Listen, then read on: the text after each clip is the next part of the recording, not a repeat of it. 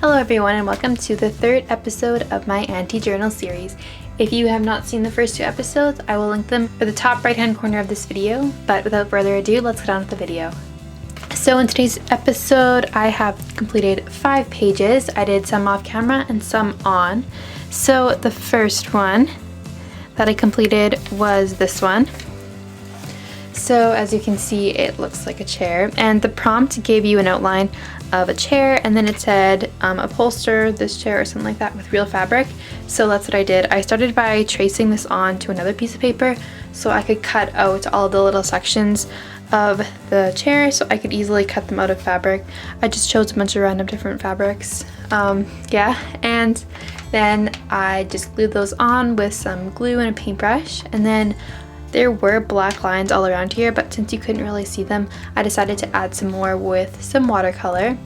And then for the legs of the chair, I just colored those in with some more watercolor. And in the background, I used watercolor to give this like splattered paint effect. I don't know, but I really like how this page turned out. As you can see, this page has not been completed yet, but I will be showing you that in a different video. Okay, so moving on. This next page that I completed says, I'll just move the sticky notes, attempt an ambitious artwork, abandoned it halfway through.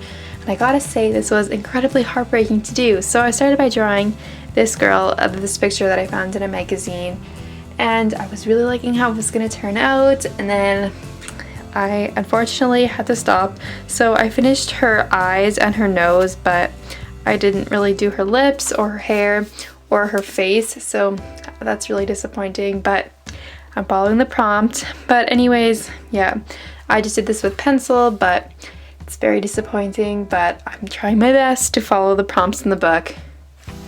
This next page says pixelate an image. So for this, I just chose a watermelon because, I don't know, it's basic. I don't know.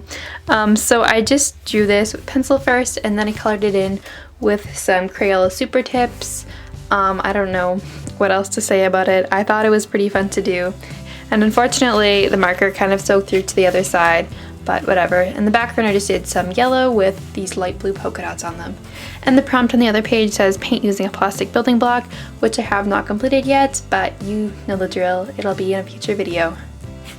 Okay, so this next page says litter with letters on it.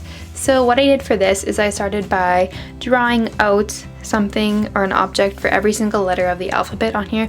With pencil, I did that off camera, and then with my Prismacolor pencils, I went ahead and colored every single image. So fun fact, there is actually one letter on this page missing, so you can try to guess that, but I just didn't put it on there because I didn't have enough space.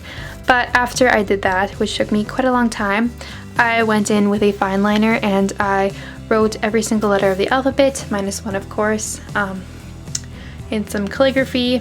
As you can see, I don't know, I really like how this page turned out, and it's different. I was going to just cover this entire page with like different random scrapbooking letters, but I thought that would be a little bit too boring, or it would look cool, but I've done that in past like art journals, so I thought this would be different and creative.